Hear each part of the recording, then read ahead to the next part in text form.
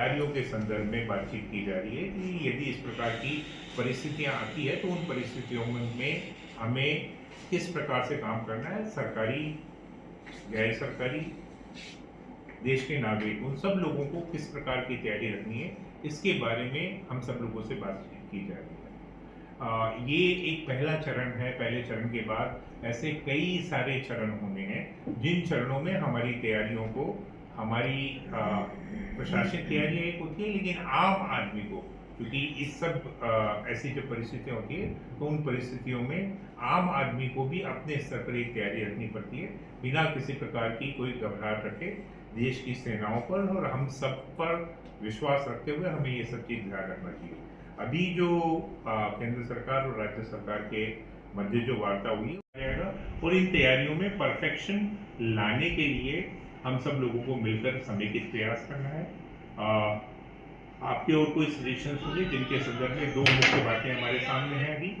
पहली बात तो कि एयर रेड वार्निंग है, उसमें किस प्रकार से हम लोग तैयारी करके और प्रशासनिक रूप से उन लोगों को सचेत करते हैं। लोगों को सिर्फ ये मैसेज रहेगा कि इस एरिया में होने की संभावना है। ये 3 तरह के अलर्ट होते हैं, येलो अलर्ट होता है, ऑरेंज होता है और रेड अलर्ट होता है। वो सायरन किस प्रकार से बजता है, क्या बजता है, इसके बारे में पूरे प्रोटोकॉल्स सारे बन रहे हैं, तैयारियां चल रही है। लेकिन कल एक बार हम लोग पहली ड्रिल हमारी करेंगे और सेकंड ब्लैकआउट की ड्रिल होगी। ये ब्लैकआउट की ड्रिल पूरे जिले में होगी। एयर रेड वार्निंग की एक जगह पर होगी। टाइमिंग ब्लैकआउट का स्टेट लेवल से तय किया जाएगा, जो हमें कन्वे होगा। जैसे ही कन्वे होगा हम आपको सूचित करेंगे। दूसरा हमारा जो प्रश्न है वो एयर रेड वार्निंग, वो प्रशासनिक संदर्भ में, तैयारियों के संदर्भ में और आम आदमी को उसकी अलर्टनेस है, ताकि उसे किस प्रकार के पूर्वाभ्यास किए जाने हैं, इन सब के बारे में वो समय समय पर हम आपसे बात करते रहेंगे। एसपी साहब कुछ कहना चाहें तो बता सकते हैं। आपका और कोई प्रश्न हो या कुछ आप कहना चाहें तो ठीक है। पहली गतिविधि तो ये है कि यदि किसी स्थान पर कोई एयर रेड होती है, अर्थात यदि कहीं पर कोई बम गिराया जाता है तो उस बम गिराए जाने पर किस प्रकार की तैयारियां रखनी चाहिए। ये हर एक जगह अपने स्तर पर कि उस जगह पर पहले फायर ब्रिगेड पहुंचना, एम्बुलेंस पहुंचना, अस्पताल की तैयारियां होना, इन सब के बारे में चर्चा की जाएगी। तो इन सब के बारे में स्थान का चिन्हीकरण अभी किया नहीं गया है और किस समय होगी, किस समय ये तैयारी की जाएगी, इसके बारे में जैसे ही हमारे पास कोई निर्देश प्राप्त होंगे उस संदर्भ में हम लोग, ये हमारी प्रशासनिक तैयारी है जिसके संदर्भ में मोटे रूप से हम देखेंगे और इसके जो आउटकम होंगे कि जिसमें नागरिकों को किस प्रकार से ऐसी कोई परिस्थिति हो तो करना चाहिए, किस प्रकार से संदेश आते हैं, उन संदेशों को किस प्रकार से रखा जाना है। आप सबसे भी मेरा ये विनम्र आग्रह है कि इसे सामान्य परिस्थिति मान करके सूचनाओं के बहुत ज्यादा प्रकटीकरण को हम लोग विश्वास नहीं रखें। आप और हम सब लोग देश के नागरिक हैं। इन सूचनाओं के संदर्भ में यदि हम किसी हमारी अच्छाई को या किसी कमी को यदि कहीं पर इंडिकेट करते हैं तो उसका कोई भी फायदा उठा सकता है। तो हमें इसे एक पूर्वाभ्यास के रूप में, प्रारंभिक पूर्वाभ्यास के रूप में, क्योंकि आपने और हम लोगों में से कई लोगों का जन्म तो 1972 से पहले का है, तब ऐसी कोई परिस्थितियां पैदा ही नहीं हुई थी जब ऐसी घटना पिछली बार जब हुई थी।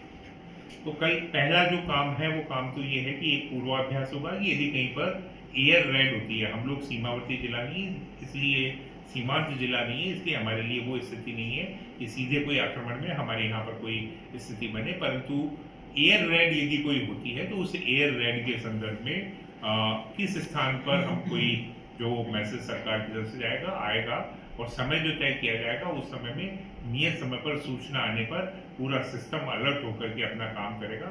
नागरिकों को भी इसकी सायरन के माध्यम से सूचना रहेगी कि कहीं पर एयर रेड होने वाली है। सायरन की भी व्यवस्थाएं प्रारंभिक रूप से अपने जिले में ही नहीं, कई जिलों में भी हो रही है।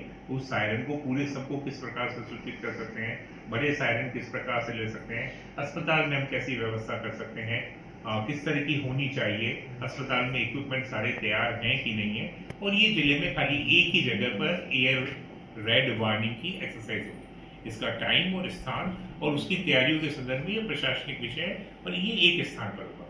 इससे अधिक इम्पोर्टेंट एक जो इशू है वो इम्पोर्टेंट इशू ये है कि जिसके लिए हम सब लोगों को मैं जिम्मेदार मीडिया के नाते आप सब लोगों से भी ये अपेक्षा करूंगा कि ये पहली एक्सरसाइज है, इसकी कमियां निकालना या इसके बारे में बात करना बहुत आसान होगा। वो एक्सरसाइज है कि किसी भी एयर रेड वार्निंग के समय में ब्लैकआउट किया जाए। उस ब्लैकआउट को समझने के लिए लोगों की तैयारी के लिए पहला चरण है। लोगों के कई सारे इश्यूज इस प्रकार से रहेंगे जिनके संदर्भ में कल हमें एक समय बताया जाएगा हर जिले को कि किस समय पर उसे ब्लैकआउट रखना है, और ब्लैकआउट का टाइम 15 मिनट का होगा। उस 15 मिनट के दौरान हमें 15 मिनट का एक ब्लैकआउट रखना है, और उस 15 मिनट के ब्लैकआउट के दौरान वो कंप्लीट ब्लैकआउट होगा। अर्थात अस्पताल में जहाँ पर बिजली हम बंद नहीं रख सकते, उसमें पर्दे बंद, खिड़कियों पे काला रंग लगाए जाने की एक्सरसाइजेस अस्पताल में होगी। और भी कोई ऐसे स्थान है जिनके संदर्भ में बाकी की चीजें होंगी। और ये बिजली वॉलेंटरी आदमी को बंद करनी है, अर्थात बिजली किसी सिस्टम से बंद नहीं की जाएगी, नहीं तो सभी जगह इस प्रकार की बिजली बंद हो जाएगी, तो वो संभव नहीं होगा। ये टाइम हमारे यहाँ कितने बजे होता है? 7:30 होता है, 8 होता है, 8:15 होता है, 8:30 होता है। इस सब के बारे में हमारे पास रात तक सूचना आ जाएगी। वो जितनी जल्दी आपको हम लोग कन्वे कर पाए उतना हमारा जो PRO ग्रुप है उसके माध्यम से या बाकी के माध्यम से कर देंगे। इसके बारे में इसकी जो स्थितियां हैं जिसके संदर्भ में कि रोड पर चलती हुई कहीं पे किसी को कोई लाइन नजर नहीं आ जाए, किस प्रकार से गाँव में भी किस प्रकार से हम बिजली बंद रखवा सकते हैं, छोटे से छोटे आदमी तक ऐसी कितनी एक्सरसाइजेज होंगी जिनके बाद हम